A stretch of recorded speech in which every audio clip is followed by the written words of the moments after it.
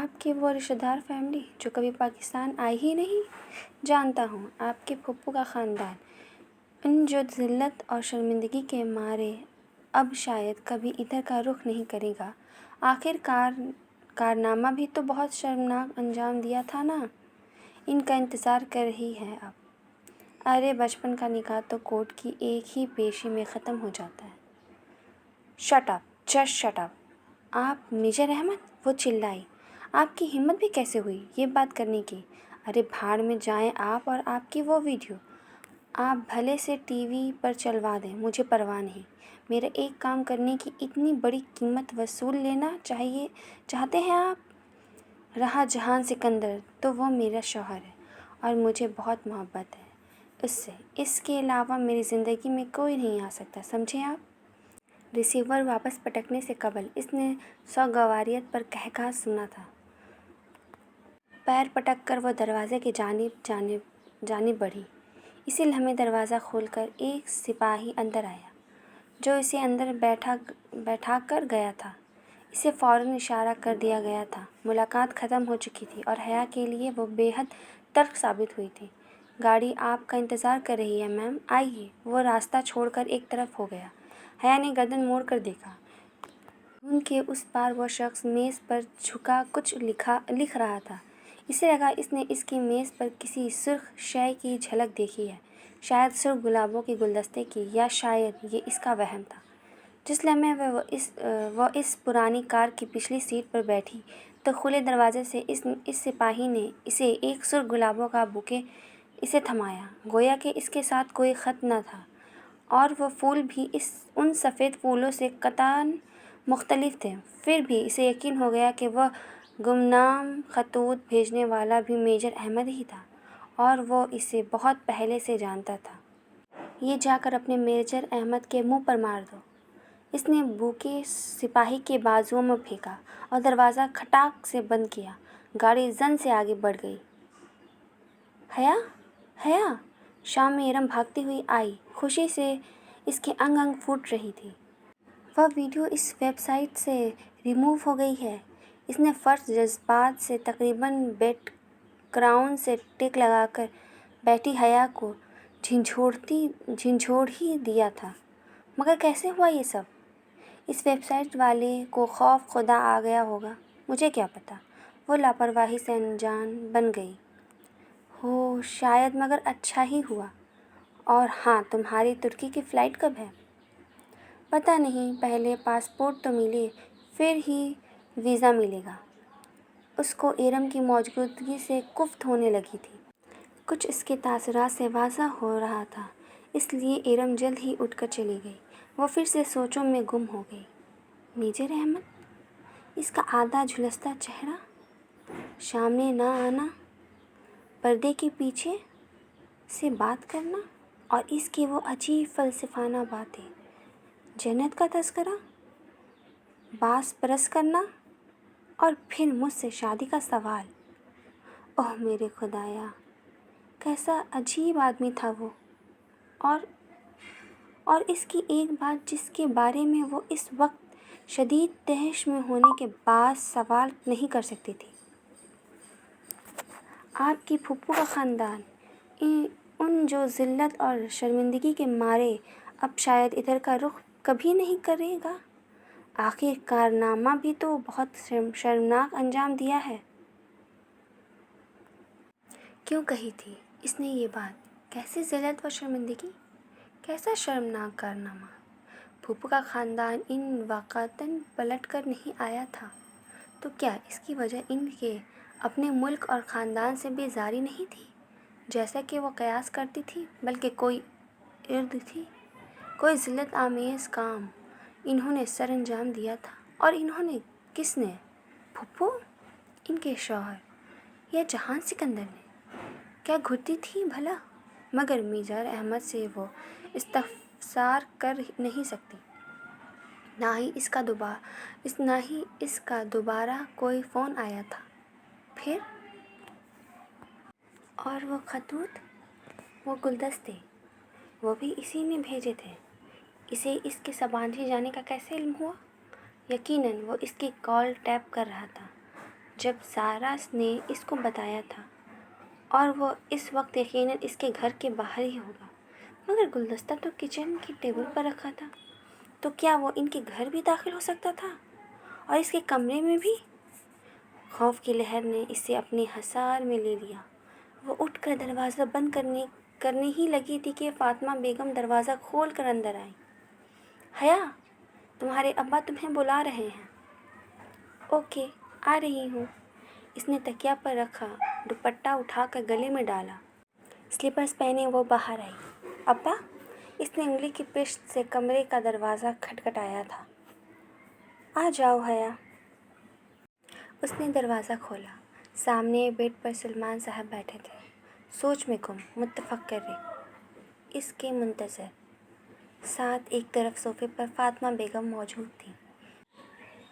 ان کی خوبصورت آنکھیں سوگوار تھیں اور باوقار سراپا افسردگی چھائی ہوئی تھی۔ آپ نے بلایا تھا ابا؟ ہاں، آؤ بیٹھو۔ میں نے ایک فیصلہ کیا ہے۔ اس نے گردن اٹھائی۔ وہ بہت سنجیدہ دکھائی دے رہے تھے۔ اب تمہیں کورٹ کے ذریعے سبین کے بیٹے سے خلا لے لینی چاہیے۔ کوئی اس کے منہ پر چانپ دے مارا تھا، اور شاید تب بھی اس نے اتنا دکھ نہ ہوتا جتنا اب ہوا تھا۔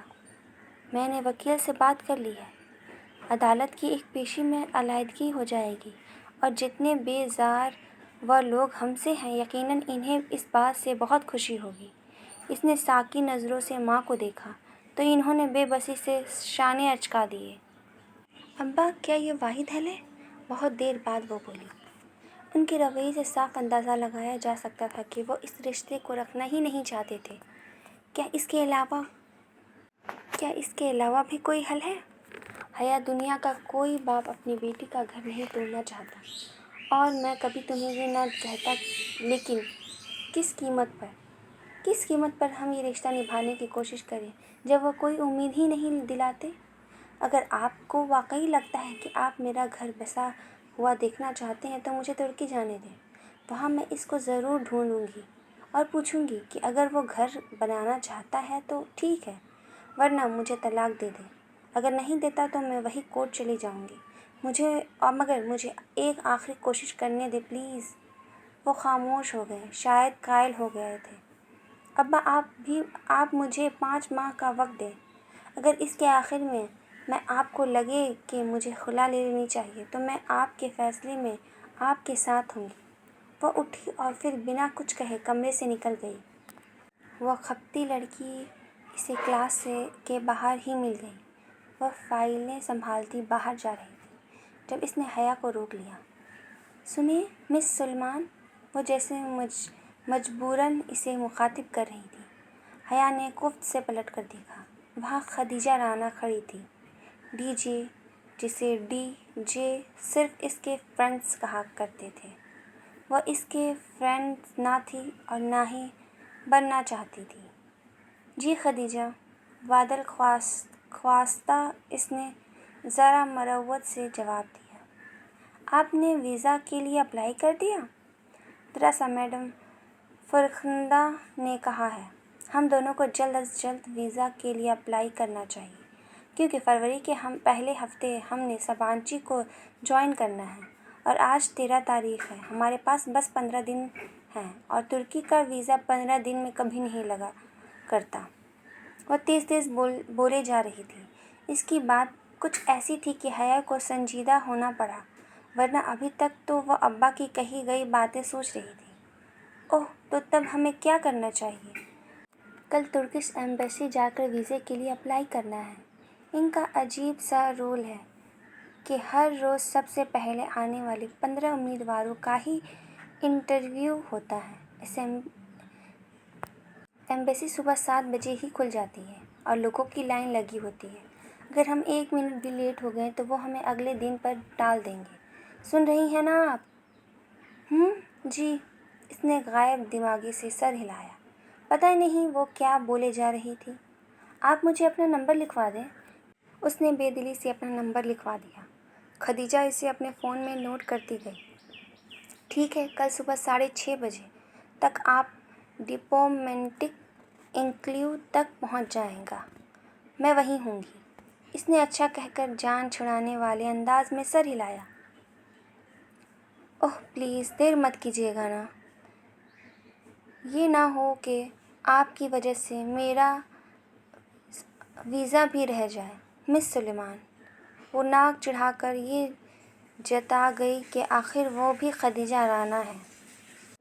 کیا کمپنی ملی ہے مجھے، اف۔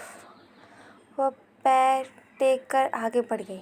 ابا کی باتوں نے اسے اتنا ڈسٹرب کیا تھا کہ اس وقت ویزا وہ آخری چیز تھا جس کے بارے میں وہ سوچ سکتی تھی۔ رات کی تاریکی اور دکان کی دیواروں سے جھلکتی روشن کیے ہوئے تھی۔ زرد روشنیوں کا عکس سامنے لمبی سیدھی سڑک پر بھی پڑا تھا، جس کی ایک طرف پارکنگ کی گاڑیوں کی لمبی قطار تھی، دوسری طرف ایک چھوٹا سا چبوترا بنا ہوا تھا۔ چبوترے پر دن کے وقت بک فیئر اسٹال لگا کرتے تھے۔ سیاہ جیکٹ کی جیبوں میں ہاتھ ڈالے، شانوں پر پھسلتے سیاہ لمبے بال لیے وہ سر جھکائے خود فراموشی کے عالم میں چل رہی تھی۔ اماں اور ابا کی کہی گئی باتیں دل و دماغ میں گونج رہی تھیں۔ یہ جہان سکندر کون تھا؟ اس کا منقوہ کزن، شوہر، وہ شخص جس کے خواب اس کے ساری عمر دیکھے تھے۔ کیا ابا اماں نہیں جانتے تھے کہ خواب اگر اپنے ہاتھوں سے توڑے جائیں تو انگلیاں بھی زخمی ہو جاتی ہیں؟ پھر کیسے وہ خود کو زخم دے؟ اگر وہ جہان یا سبین پھوپھو کے لیے کوئی انچاہا رشتہ بھی تھی تو بھی ان کو صفائی کا ایک موقع دیے بغیر ہی کیسے خود کو ان سے الگ کر لے؟ وہ سیٹی کی تیز آواز تھی جس نے اسے خیالوں کے ہجوم سے نکالا۔ اس نے چونک کر سر اٹھایا۔ وہ 3 لڑکے تھے، زن اور جیکٹس میں ملبوس۔ وہ مختلف سمتوں سے اس کی طرف آ رہے تھے، یوں کہ ہر طرف وہی تھے، گھیرا، نرغہ، تنگ دائرہ۔ جگہ قدرے سنسان تھی، خالی چبوترا تاریکی میں ڈوبا تھا۔ جگمگاتی روشنی دکانیں ذرا دور تھیں۔ اس کا دل دھک سے رہ گیا۔ وہ تیزی سے پلٹی، مگر ادھر سے بھی ان کا کوئی چوتھا آ رہا تھا۔ وہ بم آوازیں نکالتے یعنی خیزہ سارے کرتے اس کے ارد گرد گھیرا تنگ کر رہے تھے۔ وہ قریب آتے 2 لڑکیوں کے درمیان سے تیزی سے سر جھکائے گزرنے لگی، مگر دائیں والے لڑکے نے سبک رفتاری سے اس کی کلائی تھام کر اپنی طرف کھینچا تھا۔ ابھی اس کے لبوں سے چیخ بھی نہیں نکلی تھی کہ آگے بڑھنے والے خود بوکھلا کر پیچھے ہٹا دیں۔ ٹن کی زوردار آواز کے ساتھ کسی نے اس لڑکے کے سر پر کچھ مارا تھا۔ مرن جوگے، باجی کو تنگ کرتے ہو، چھوڑو گی نہیں میں تمہیں۔ اور اونچی لمبی ڈولی ہاتھ میں پکڑے فرائی پین کو گھما گھما کر مار رہی تھی۔ حیا ہکا بکا سی 2 قدم پیچھے ہوئی۔ جس کو لگا تھا وہ سر پکڑے بلبلاتا ہوا بھاگا، باقی 2 بھی ساتھ ہی دوڑے۔ ایک نے ذرا پھرتی دکھلا کر ڈولی کو لات مارنی چاہی۔ ڈولی نے اسے فرائنگ پین کو گھما کر ایسی ضرب دی کہ لڑکے کا گھٹنا چھٹک گیا اور وہ لنگڑاتا ہوا بھاگ گیا۔ آئیں بڑے سالے، ڈولی سے پنگا لیتے ہیں۔ وہ فاتحانہ ہاتھ چھڑاتے ہوئے اب حیا کی طرف مڑا۔ پہلی دفعہ جب اس نے ڈولی کو دیکھا تھا تو اسے کراہیت آئی تھی، دوسری دفعہ خوف، اور اس دن ٹریفک جام میں دیکھ کر غصہ آیا تھا، اور آج کچھ بھی نہیں۔ وہ خاموشی سے تیز تیز سانس لیتی اس کو دیکھ رہی تھی۔ چھوڑو جی ان حرام خوروں کو باجی، ان کا تو کام ہی یہی ہے۔ میں بھی بڑی دیر تاڑ رہی تھی ان کو، مجھے کیا پتہ تھا کہ اپنی باجی جی کو تنگ کر رہے ہیں۔ ارے آئیں بڑے۔ وہ پوری بات سنے بغیر ہی پلٹ گئی، سینے پر بازو لپیٹے، سر جھکائے تیز تیز قدموں سے چبوترے کی جانب بڑھنے لگی۔ ایک خواجہ سراغ کے ساتھ رات کے اس پہر سڑک پر کھڑے ہونا قطعاً درست نہ تھا۔ ارے باجی جی، گل تو سنو۔ وہ اسے پیچھے لپکا۔ حیا چلتے چلتے رکی۔ وہ پلٹ کر سنجیدگی سے اسے دیکھا۔ کیا ہے؟ اس کا مومی چہرہ دکانوں کی زرد روشنیوں میں دمک رہا تھا۔ ہائے ربا، बाजी। तुसी कितने सोने हो जी। वो दोनों हाथ रुखसारों पर रखे खुशी से चहका।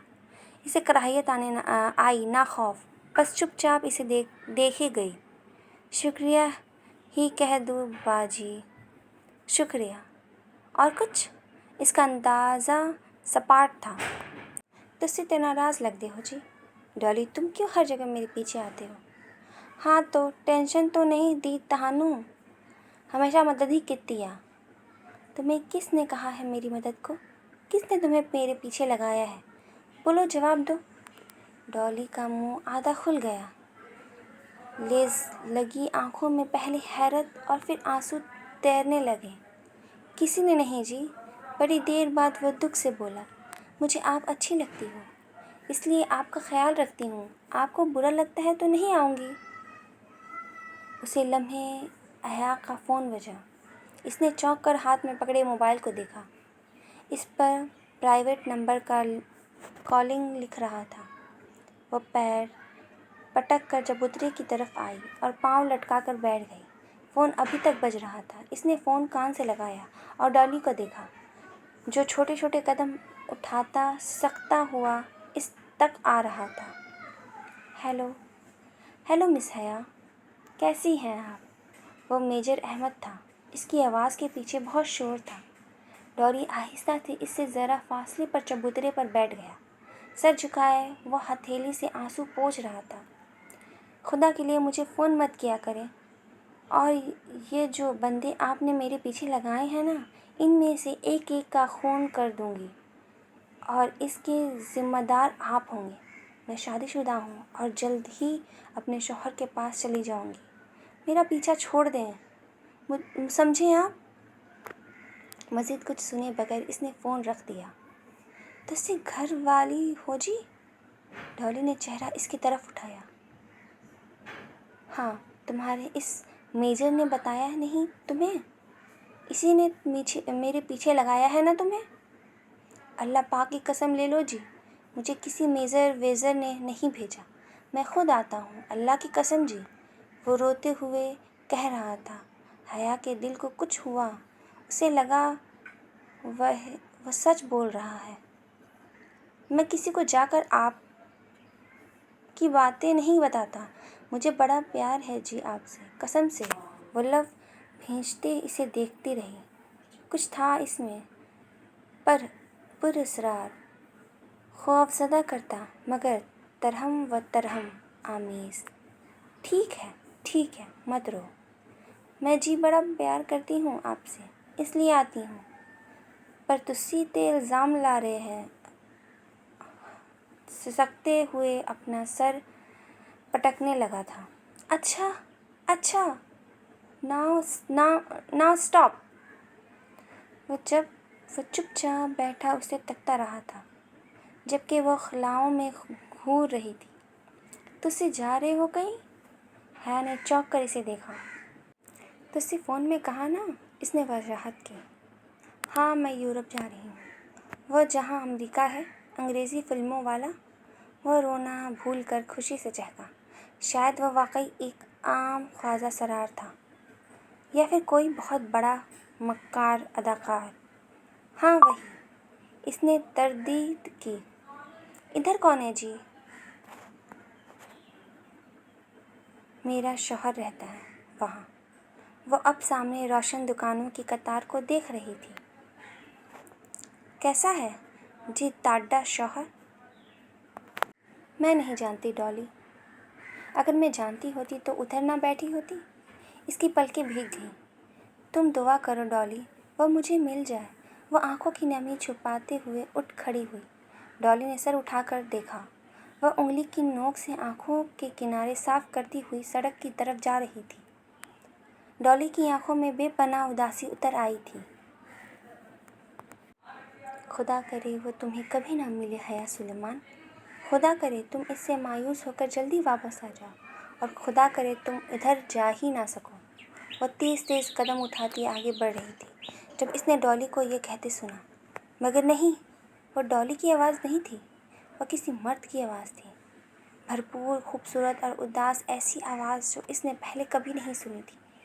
وہ میجر احمد کی آواز سے زیادہ خوبصورت تھی اور اس میں جہان سکندر کی اجنبی آواز جیسی بے رخی بھی نہ تھی۔ اس کی قدم زنجیر ہو گئی۔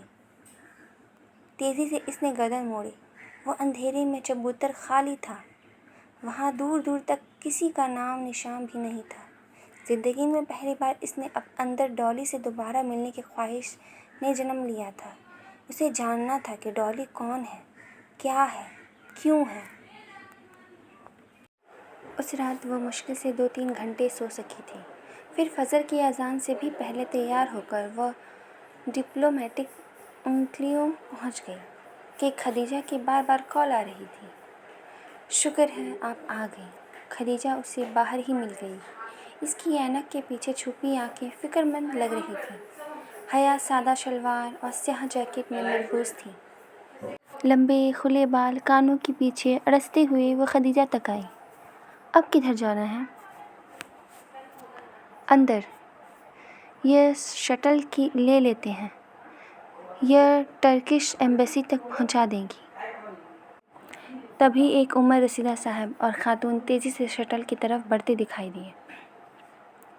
میری چھٹی ہنس کہہ رہی ہے کہ یہ انکل آنٹی بھی ٹرکش ایمبیسی جا رہے ہیں۔ حیا جلدی کریں، ہمیں پہلے 15 میں سے ہونا ہے۔ وہ حیا کا ہاتھ پکڑ کر جلدی سے آگے بڑھی، پھر خیال آنے پر پوچھ لیا، اندر آئی ڈی کارڈ سے انٹری ہوگی؟ آپ آئی ڈی کارڈ اور پاسپورٹ لائی ہیں نا؟ اور حیا کا دماغ بھگ سے اڑ گیا۔ وہ رات اتنی ڈسٹرب تھی کہ بھول ہی گیا کہ پاسپورٹ تو مجھے آج ملنا تھا، وہ تو ابھی بنا ہی نہیں۔ حیا خدیجہ منہ کھولے ہکا بکا اسے دیکھ رہی تھی۔ نہیں، آئی ایم سوری۔ میں اور Khadija I am really sorry, میرے پاسپورٹ نہیں ہے۔ اس کا سر گھومنے لگا تھا۔ وہ اتنی بڑی غلطی کیسے کر سکتی تھی؟ آپ کے پاس پاسپورٹ نہیں ہے تو آپ خود کیوں آئی ہیں؟ ہاں، آپ کی وجہ سے میرا اسکالرشپ بھی رہ جائے گا، اتنا احساس ہے آپ کو؟ وہ پھٹ پڑی تھی اور حیا جو اتنی مغرور اور خود پسند لڑکی تھی، جس کی شخصیت اسے لباس تک ہر شے پرفیکٹ ہوتی تھی اور جس کی مثالیں اس کی کلاس فیلوز دیا کرتی تھی، وہ ایک دم رو پڑی۔ آئی ایم سوری خدیجہ، میرے کچھ پرابلم تھے، میری لائف بہت ڈسٹرب ہو گئی ہے۔ وہ جلدی سے بے اختیار آنے والے آنسو صاف کرنے لگی۔ It's okay Khadija, I am sorry, مگر آپ جائیں، میں کل ٹرائی کر لوں گی۔ خدیجہ کچھ لمحے خاموش کھڑی رہی، پھر آہستہ سے بولی، لائیں اپنا آئی ڈی کارڈ مجھے دیں۔ جی۔ اپنا آئی ڈی کارڈ مجھے دیں اور آپ واپس جا کر پاسپورٹ آفس سے پاسپورٹ اٹھا لیں۔ امید ہے آئی ڈی کارڈ سے انٹری ہو جائے گی اور ہماری باری آنے تک آپ واپس پہنچ جائیں گی۔ مگر پاسپورٹ آفس تو پنڈی میں ہے اور مجھے تو جاتے ہوئے بھی 1 گھنٹہ لگ جائے گا اور پاسپورٹ آفس تو کھلتا ہی 9 بجے ہے، جبکہ ایمبیسی 7 بجے کھل جائے گی۔ اس نے فکر مندی سے کلائی پر باندھی ہوئی گھڑی کو دیکھتے ہوئے کہا، یہ ناممکن ہے، میں کبھی بھی اتنی جلدی واپس نہیں پہنچ پاؤں گی کہ پہلے 15 میں سے ہو سکوں۔ حیا، میں نے زندگی میں ایک بات سیکھی ہے کہ انسان کو کوئی چیز نہیں ہرا سکتی جب تک وہ خود نہ ہار مان لے۔ آپ ابھی سے ہار مان لینا چاہتی ہیں؟ لائیں، آئی ڈی کارڈ دیں، مجھے آنٹی انکل سے پہلے پہنچنا ہے۔ وہ اس کی ساتھ سے کارڈ جھپٹ کر کشٹل کی طرف دوڑتی چلی گئی۔ اس نے آنکھوں کے کنارے صاف کرتے ہوئے کھڑکی کو دیکھا۔ کیا اس کا ویزا لگ جائے گا یا ڈالی کی دعا پوری ہو جائے گی اور وہ کبھی تڑکی نہیں جا سکے گی؟ اسے کبھی جہان سنگھر نہیں مل سکے گا۔ مگر خدیجہ نے کہا تھا، انسان کو کوئی چیز نہیں ہرا سکتی جب تک کہ خود ہار مان نہ اور اس نے سوچا وہ اتنی آسانی سے ہار نہیں مانے گی۔ بے دردی سی آنکھیں رگڑ کر وہ گاڑی کی طرف لپکی تھی۔ بہت رش ڈرائیوی کر کے وہ پنڈی آئی تھی۔ تقریباً 1 گھنٹہ اس کو بند پاسپورٹ آفس کے باہر بیٹھنا پڑا۔ خدا خدا کر کے 9 بجے آفس کھلا تو وہ اندر بھاگی۔ شاید اس کی ہمت دکھانے کا صلہ تھا۔ 10 منٹ بعد وہ اپنا پاسپورٹ لیے آفس کی بیرونی سیڑھیاں اتر رہی تھی۔ تبھی کسی غیر شناسا نمبر سے اسے کال آئی۔ اس نے کسی خیال کے تحت فون اٹھایا۔ ہیلو حیا، میں خدیجہ بول رہی ہوں۔ میرا فون تو باہر بھائی کے پاس ہے کیونکہ ایمبیسی کے اندر فون کی پرمیشن نہیں ہے۔ ایمبیسی کے گارڈ سے فون لے کر 100 منتیں کر کے کال کر رہی ہوں۔ وہ ایک ہی سانس میں تیز تیز بولے گئی۔ آپ کدھر ہیں؟ بس مجھے پاسپورٹ مل گیا ہے، میں آ رہی ہوں۔ میری انٹری ہوئی؟ اس نے گاڑی میں بیٹھ کر چابی اگنیشن میں گھمائی۔ شکر ہے میں نے تیز بھاگ کر ان انکل آنٹی کو کراس کر لیا۔ میں 14 نمبر پر تھی اور آپ کی بھی انٹری کرا دی ہے۔ آپ کا 15واں نمبر ہے۔ اوہ شکریہ۔ لیکن انہوں نے انکل آنٹی کو روک رکھا ہے کہ اگر آپ نہ آئیں تو ان کا انٹرویو ہو جائے گا، اور وہ آنٹی مسلسل تسبیح پڑھ رہی ہیں۔ حیا آپ جلدی آ جائیں۔ میں آ رہی ہوں، بس ابھی آفس ٹائم ہے نا تو ٹریفک بہت ہیوی ہے۔ بس جلدی سے آ جائیں۔ یہ بار بار پوچھ رہے ہیں کہ میرے دوسری ساتھی کدھر ہے۔ بس تھوڑی دیر اور۔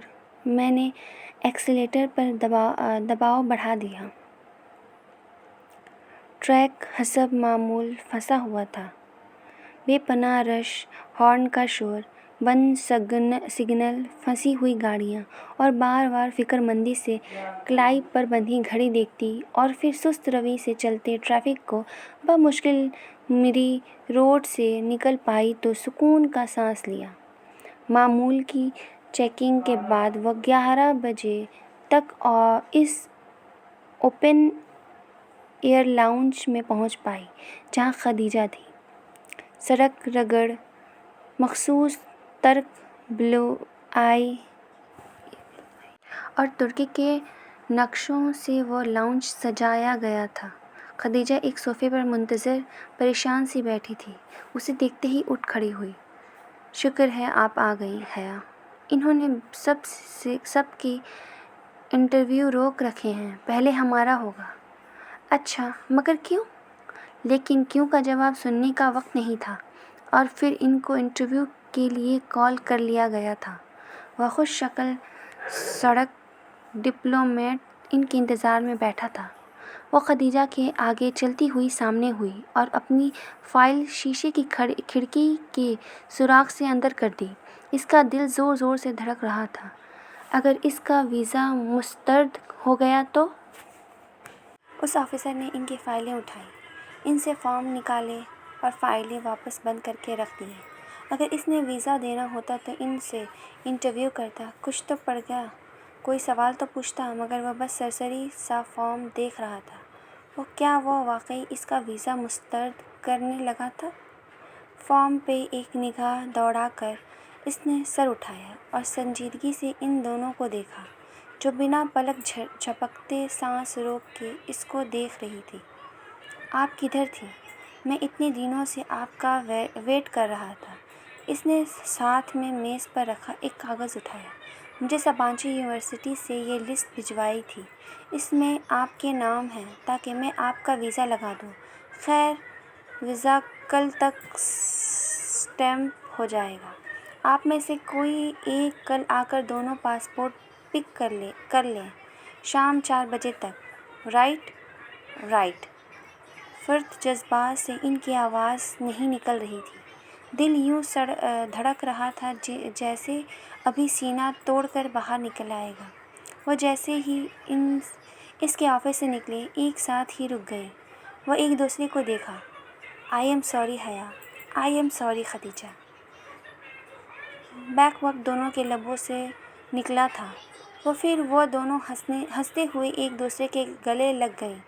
بالآخر اسے یقین آ گیا کہ ہاں وہ واقعی ترکی جا رہی ہیں، وہ بھی پورے 5 ماہ کے لیے۔ وہ ترکی جہاں وہ رہتا ہے، وہ جو ہمیشہ سے اس کے دل کے ساتھ رہا تھا۔